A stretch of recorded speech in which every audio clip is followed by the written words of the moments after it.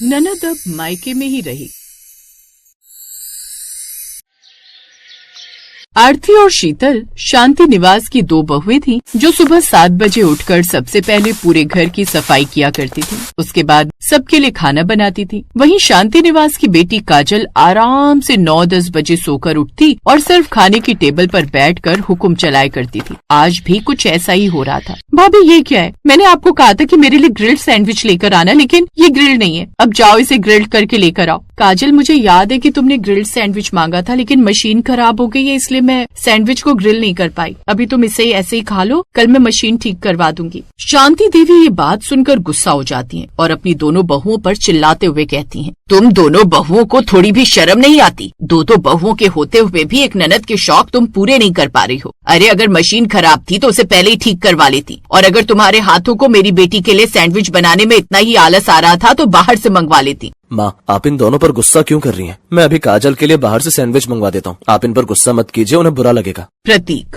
तुम तो जानते ही हो कि काजल में मेरी जान बसती है और मैं उसे बिल्कुल भी परेशान नहीं देख सकती। फिर भी तुम लोग काजल के थोड़े से शौक पूरे नहीं कर सकते। आज नहीं तो कल वो शादी करके इस घर से चली जाएगी। मैं नहीं चाहती कि काजल को कोई भी कमी हो। शांति की बात सुनने के बाद पूरा परिवार दब जाता है। वो काजल को अपनी जान बनाकर रखती थी और काजल भी इसी बात का फायदा उठाकर अक्सर अपनी भाभियों को टॉर्चर किया करती थी। एक दिन दोनों भाभियां रसोई में एक दूसरे से बात कर रही थी। शीतल, हम बहुओं का जीवन कितना कठिन है ना। हम भी तो किसी घर की बेटियां थी, लेकिन हमारी माँ ने हमें कभी इतना सिर पर नहीं चढ़ाया जितना माँ जी ने काजल को सिर पर चढ़ा रखा है। तुम बिल्कुल ठीक कह रही हो आरती, लेकिन अगर हम माँ जी को कुछ भी कहते हैं तो वो उल्टा हम पर ही गुस्सा करेंगी, इसलिए माँ जी को कुछ भी कहना बेकार है। अभी तो हमें चुपचाप वो सब सह लेना चाहिए जो हो रहा है। सुना है कि परसों काजल को देखने के लिए लड़के वाले आ रहे हैं। शायद काजल जब पराये घर जाएगी तब वो इस दुख को समझ पाएगी कि एक बहू का जीवन कितना ज्यादा कठिन होता है। ऐसे ही 2 दिन के बाद काजल को देखने के लिए अश्विन और उसकी माँ आते हैं। उन्हें काजल पसंद आ जाती है क्योंकि काजल सुंदर भी थी और इकलौती लड़की भी थी।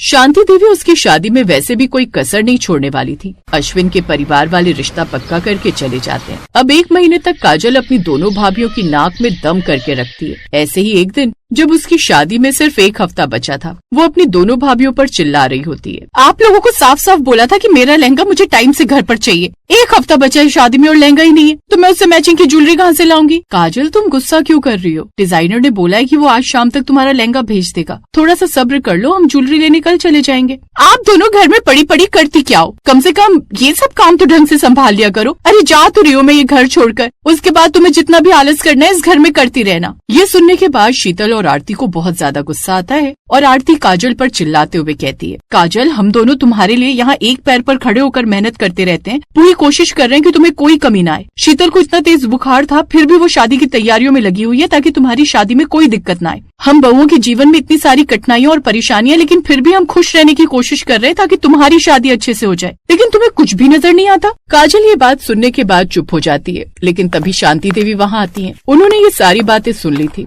वो फिर से अपनी दोनों बहुओं को खूब खरी खोटी सुनाती हैं और दोनों बहुएं बिल्कुल चुप हो जाती हैं। अब वो काजल की शादी तक किसी से भी ज्यादा बात नहीं करती। आखिरकार काजल शादी करके अपने ससुराल चली जाती है। काजल को ससुराल गए हुए 1 हफ्ता हो गया था और अब वो अपने मायके वापस आ रही थी। शांति देवी ने अपनी दोनों बहुओं से कहा, बहुओं, आज काजल आ रही है, मुझे कोई ड्रामा नहीं चाहिए, उससे अच्छे से बात करना। अब वो पराये घर की हो गई है, उसे इस घर में अपनापन लगना चाहिए, समझी तुम? दोनों बहुएं बिल्कुल चुप हो जाती हैं। थोड़ी देर में काजल आती है, लेकिन अब उसका व्यवहार बिल्कुल बदला हुआ था। हफ्ते भर अपने ससुराल में रहने के बाद उसे ये एहसास हो गया था कि बहू का जीवन कितना ज्यादा कठिन होता है। वो जैसे ही घर में आती है तो अपनी माँ के बजाय सबसे पहले अपनी दोनों भाभियों से मिलती है और कहती है, शीतल भाभी, आरती भाभी, मुझे माफ कर दीजिए। मैंने कभी सोचा ही नहीं था कि आप दोनों ने अपने जीवन में कितनी कठिनाइयाँ देखी होंगी इस परिवार में एडजस्ट करने के लिए। क्या हो गया है तुझे काजल? तू इस तरह की बातें क्यों कर रही है? क्या तेरे ससुराल वालों ने तुझे कुछ उल्टा सीधा बोला है? तू मुझे बता, मैं अभी उन लोगों की खबर लेती हूँ। नहीं माँ, मुझे उन लोगों ने कुछ नहीं कहा है, लेकिन अपने हिसाब से मुझे कई सारी चीजें एडजस्ट करनी पड़ी। सुबह जल्दी उठना पड़ा, उनकी पसंद का खाना बनाना पड़ा। भले उस घर में 3 नौकर थे, लेकिन फिर भी मैंने बहू की उस जिम्मेदारी को समझा जो एक बहू को निभानी होती है। तब मुझे एहसास हुआ कि मेरे दोनों भाभियों ने मुझ जैसी नखरेबाज ननद के लिए क्या क्या सहा और फिर भी कभी कुछ नहीं कहा। ये बात सुनने के बाद शीतल काजल से काजल, मुझे बहुत खुशी है कि तुम्हें ये समझ में आ गया है कि बहू का जीवन कितना ज्यादा कठिन और परेशानियों भरा होता है। हर बेटी को अपने मायके में वो दुलार और प्यार मिलता है जो उसे चाहिए होता है। मायके वाले उसे राजकुमारी की तरह रखते हैं, लेकिन ससुराल में जाकर उसे कुछ एडजस्ट करना ही होता है, जैसा कि तुमने किया। और तुम्हारी बातों से ये समझ में आ रहा है कि जितनी जल्दी हम भी अपने ससुराल में एडजस्ट नहीं कर पाए थे, उतनी जल्दी तुमने कर लिया है। अगर तुम अपनी दोनों भाभियों से कुछ सीख ही रही हो तो मुझे पूरा यकीन है कि तुम अपने रिश्ते को बहुत अच्छे से संभाल लोगी। काजल कुछ नहीं बोलती और तभी आरती की नजर काजल के हाथ पर पड़े निशान पर जाती है। काजल, ये क्या है? ये निशान कैसे आए? तुमने तो कहा था कि सब ठीक है, फिर ये चोट कैसी? भाभी, मैं आपको सच नहीं बता पाई। मुझे डर था कि माँ को पता चलेगा तो वो बीमार हो जाएंगी, लेकिन सच तो ये कि वहाँ मेरा दम घुट रहा है। अश्विन और उसकी माँ को सिर्फ मेरे दहेज और पैसों से मतलब था। क्या? लेकिन शादी में तो माँ जी ने इतना सब कुछ दिया था। हाँ भाभी, लेकिन उनकी भूख कभी खत्म ही नहीं हुई। अश्विन मुझे हर छोटी बात पर मारता था। अगर खाने में नमक कम हो जाए तो सासू माँ मुझे अंधेरे कमरे में बंद कर देती थी। वो लोग मुझसे नौकरानियों की तरह काम कराते और कहते कि तेरे बाप ने दिया ही क्या है। एक हफ्ते में मुझे एहसास हो गया कि मैं वहाँ बहू नहीं, एक कैदी बनकर रह रही थी। अरे पर समाज क्या कहेगा? अगर तू वहाँ वापस नहीं गई तो लोग कहेंगे कि शांति की बेटी शादी के 10 दिन बाद ही वापस आ गई। बेटा थोड़ा समझा करो, मर्द का हाथ तो कभी कभी उठ ही जाता है। बस कीजिए माँ जी, मर्द का हाथ उठ जाता है? क्या हमें इस घर में इसलिए लाया गया था या काजल को वहाँ इसलिए भेजा गया था कि उसे पीटा जाए? समाज की फिक्र आपको अपनी बेटी की जान से ज्यादा है? शांति चुप हो गई। आरती और शीतल ने एक दूसरे की तरफ देखा। उन्होंने फैसला कर लिया था कि अब जो भी होगा वो काजल को उस नरक में वापस नहीं भेजेंगी। अगले ही दिन अश्विन अपनी माँ के साथ काजल को लेने आ पहुँचा। कहाँ है काजल? उसे कहो तैयार हो जाए, बहुत ड्रामा हो गया, उसे घर चलना है। हाँ भाई, आखिर बहू है, अपने घर में ही शोभा देती है, छोटी मोटी बातों को दिल से लगाकर बैठ गई है। अश्विन जी, काजल कहीं नहीं जा रही है, वो अब इसी घर में रहेगी। तुम बहुएं होती कौन हो बोलने वाली? घर की मालकिन शांति जी हैं, उनसे बात करने दो। माँ जी घर की बुजुर्ग हैं, पर इस घर की इज्जत और काजल की सुरक्षा का फैसला अब हम लेंगे। आपने काजल के साथ जो किया है उसके बाद उसे आपके साथ भेजना उसे मौत के मुंह में धकेलने जैसा है।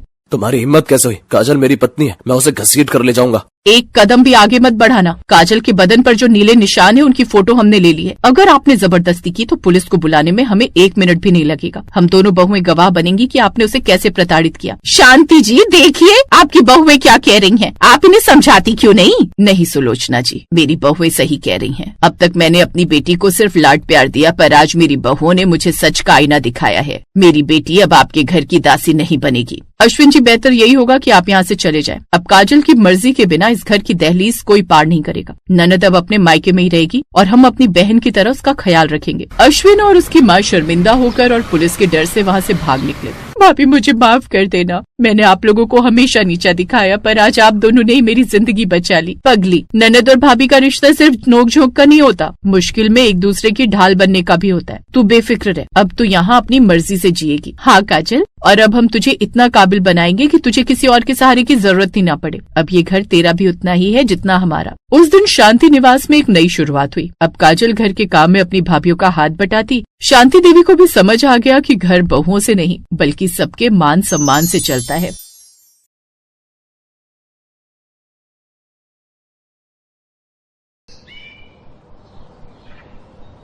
देखिए जी, अभिनव मेरा इकलौता बेटा है। इसके अलावा एक बेटी है मेरी, उसकी शादी हो गई है और अब वो अपने ससुराल में ही रहती है। कभी कभार ही आना होता है उसका। अब आप तो जानती हैं, बेटियों की जब शादी हो जाती है तो वो अपनी घर गृहस्थी को संभालने में ही बिजी हो जाती हैं। तो आप बस ये समझ लो कि आपकी बेटी खूब राज करेगी। बस यही बोलकर रूपाली की सास ललिता उसे अपने घर की बहू बनाकर ले आती है। लेकिन शादी के कुछ दिनों बाद ही उसे समझ आ जाता है कि उसकी ननद आए दिन ही अपने मायके में आकर पड़ी रहती है। अच्छा माँ, मैं फोन रखती हूँ, लगता है सुरभि दीदी आई हुई हैं? अभी परसों ही तो वो आई हुई थी, जब तू उसके लिए समोसे बना रही थी। आज फिर वो आ गई क्या?